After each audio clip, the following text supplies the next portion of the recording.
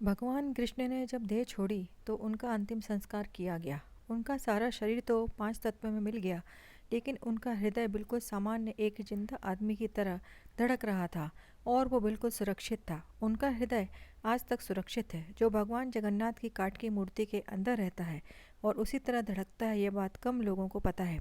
महाप्रभु का महारहस्य सोने की झाड़ू से होती है सफाई।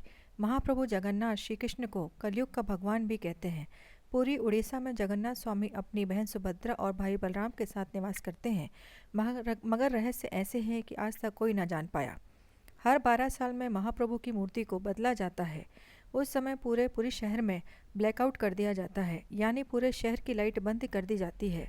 लाइट बंद होने के बाद मंदिर परिसर को सीआरपीएफ की सेना चारों तरफ से घेर लेती है। उस समय कोई भी मंदिर में नहीं जा सकता है। मंदिर के अंदर घना अंधेरा रहता है। पुजारी की आंखों में पट्टी बंधी होती है। पुजारी के हाथ में दस्ताने होते हैं। वो पुरानी मूर्ति से ब्रह्म पदार्थ निकालता है और नई मूर्ति में डाल देता है।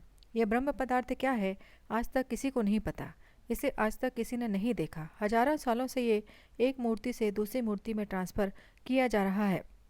यह एक अलौकिक पदार्थ है जिसको छूने मात्र से किसी इंसान के जिस्म के चीथड़े उड़ जाएं। इस ब्रह्म पदार्थ का संबंध भगवान श्री कृष्ण से है, मगर ये क्या है कोई नहीं जानता। भगवान जगन्नाथ और अन्य प्रतिमाएं उसी साल बदली जाती हैं जब साल में आषाढ़ के 2 महीने आते हैं। 19 साल बाद यह अवसर आया है।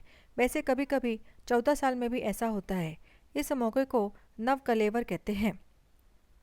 मगर आज तक कोई भी पुजारी ये नहीं बता पाया कि महाप्रभु जगन्नाथ की मूर्ति में आखिर ऐसा क्या है। कुछ पुजारियों का कहना है कि जब हमने उसे हाथ में लिया तो खरगोश जैसा उछल रहा था।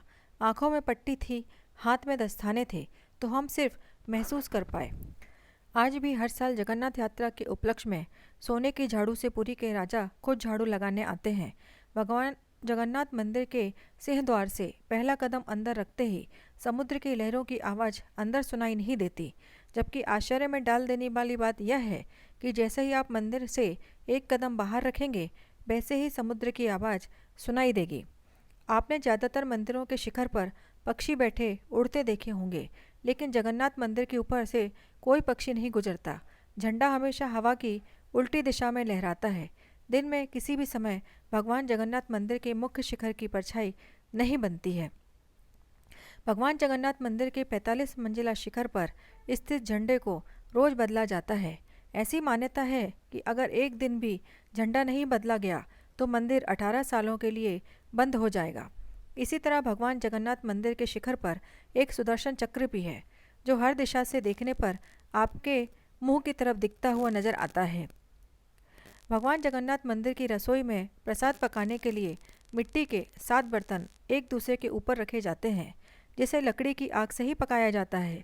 इस दौरान सबसे ऊपर रखे बर्तन का पकवान सबसे पहले पकता है। भगवान जगन्नाथ मंदिर में हर दिन बनने वाला प्रसाद भक्तों के लिए कभी कम नहीं पड़ता। लेकिन हैरान करने वाली बात यह है कि जैसे ही मंदिर के पट बंद होते हैं, वैसे ही प्रसाद भी खत्म हो जाता है। और भी कितनी ही आश्चर्यजनक चीज़ें हैं हमारे सनातन धर्म की। ऐसी ही अद्भुत जानकारियों के लिए हमारे चैनल को लाइक सब्सक्राइब करना ना भूलें। और अगर आपको ये जानकारी पसंद आई हो तो हमें कमेंट करके ज़रूर बताइए।